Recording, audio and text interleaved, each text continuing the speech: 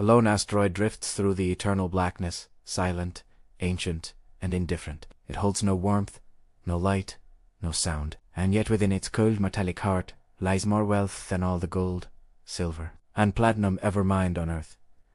The narrator's voice pierces through the void, soft yet commanding.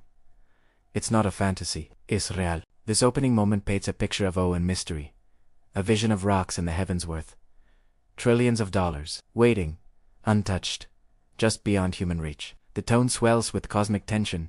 We are told of a coming gold rush, not of deserts or rivers, but of stars and shadows. It is the dawn of a new age, one where mankind's greed and curiosity extend beyond the atmosphere. As the minute closes, a quiet line lands with a haunting echo. When that day comes, the world will never be the same again. The story unfolds from mystery to revelation. Asteroid mining, once dismissed as science fiction, is introduced as a real and developing field. The narrator explains how scientists plan to extract metals, minerals, and even water from asteroids that orbit the Sun, remnants of the chaotic birth of the solar system. These fragments are time capsules, older than Earth itself, holding platinum, nickel, gold, and cobalt, the same elements that fuel our industries and define our civilization. On Earth, scarcity makes them precious. In space, abundance makes them infinite. The audience learns of 16 Psyche, an asteroid valued at over $10 quadrillion, enough to make every human a billionaire. Yet, the voice softens. But it's not that simple.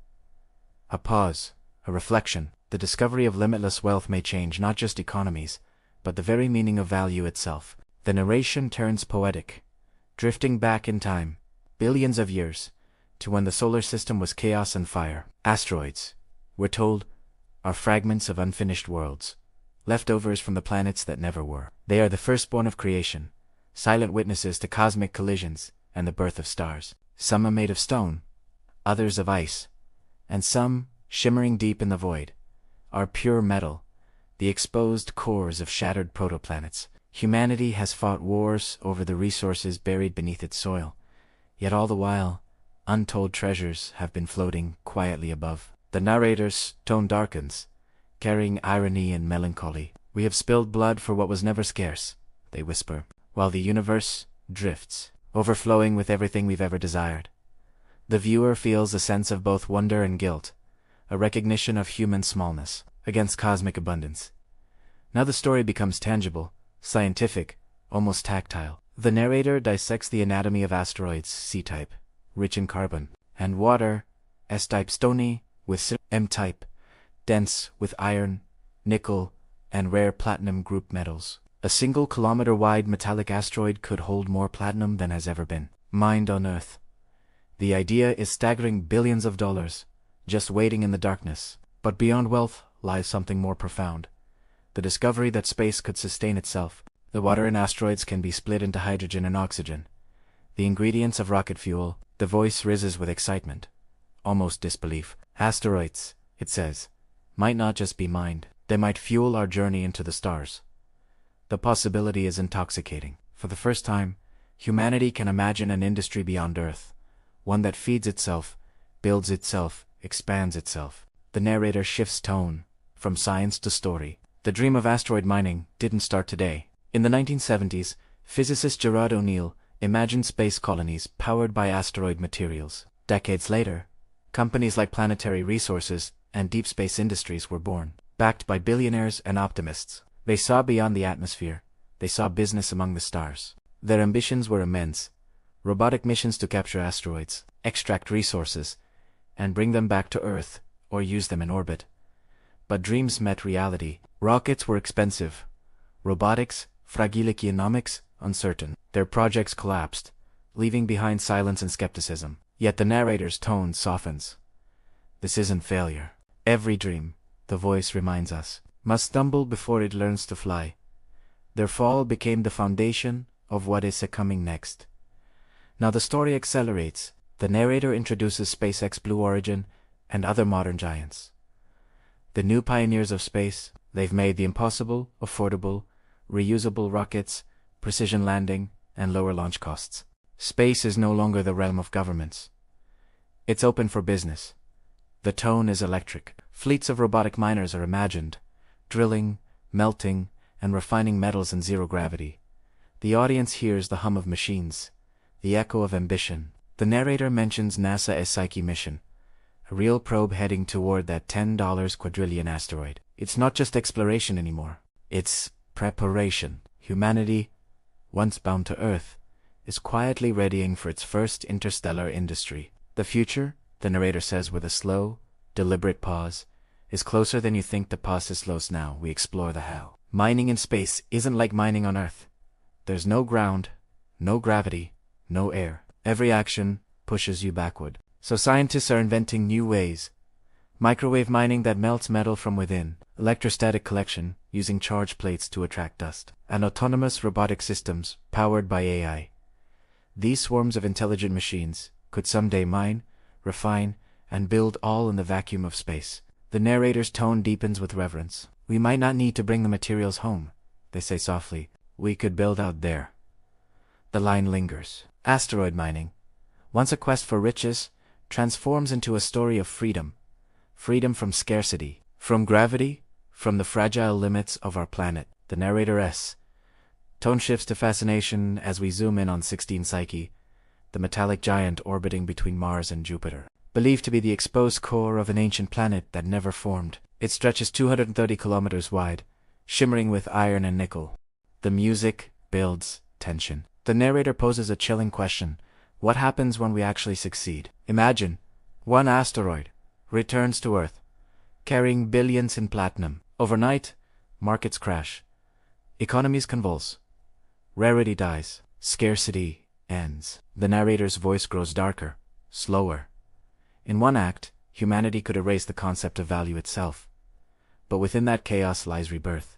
New industries, new systems, a world beyond the limits of money and scarcity. The paradox unfolds beautifully. The more we gain, the less we may value it. The audience is left suspended between wonder and fear. Perhaps, the voice whispers, the true treasure isn't the metal, but what we become when we reach for it. The tone turns contemplative. The narrator asks, if we fought wars for oil and land, what would we do for $1 trillion asteroid? The question cuts deep. Who owns the cosmos? The 1967 Outer Space Treaty forbids nations from claiming celestial bodies, but private companies are already pushing the limits. The narrator's tone grows heavy, echoing humanity's history of greed and conquest. Will we repeat the same mistakes, or finally rise above them? A pause. Long, silent, heavy. The sky, the voice says softly, is not just our next frontier, it's our next test. The line lands like a moral verdict. Asteroid mining becomes more than a scientific goal. It becomes a mirror, reflecting the best and worst in us. The pace slows. The narrator's voice becomes reflective, almost intimate. If we succeed, they say, everything changes. For the first time, resources will be infinite. Scarcity, the oldest human fear, will vanish. Economies will transform. Civilization will evolve. The stars will become our factories, our fuel, our lifeline. But the tone is not triumphant. It's cautious, humble. When the sky is no longer the limit, the voice asks quietly, what will be? The audience feels both exhilaration and unease. We are closer than ever to godlike power, but we still carry human flaws. The narrator zooms out. Humanity's story is told. Like a timeline, from stone tools to steel, from sails to rockets, every civilization has been defined by how far it could reach. Now, for the first time, our reach extends beyond the Earth itself. The tone rises, filled with purpose. Asteroid mining is no longer about wealth. It's about survival, expansion, destiny. We are becoming a spacefaring civilization, the narrator declares. Builders not of cities, but of worlds. The vision is breathtaking. Colonies fueled by asteroid resources, industries orbiting planets, human footprints among the stars. The line between myth and science dissolves. For the first time, humanity isn't looking up at the stars, we're stepping into them. The narration grounds itself in reality again. This isn't fiction, it's happening now. Japan's Hayabusa 2 brought back dust from asteroid Ryugu.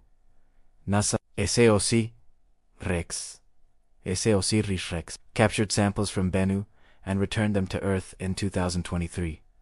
Private startups are designing robotic missions to capture small asteroids and bring them into lunar orbit. Each mission, a tiny step.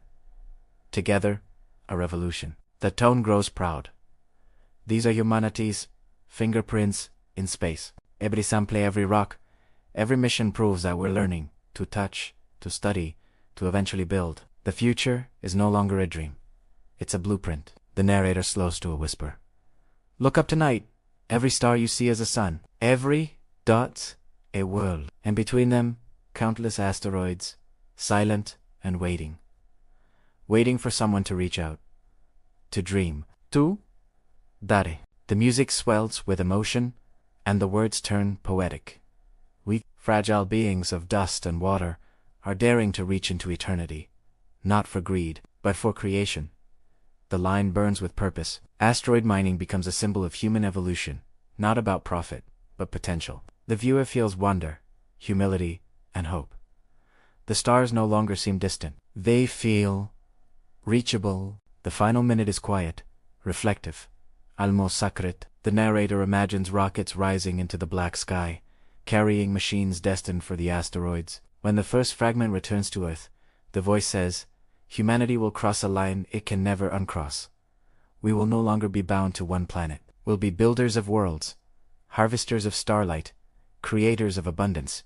But the ending isn't triumphant, it's thoughtful. Whether we use that abundance to destroy ourselves, or to uplift us all, that will define our legacy.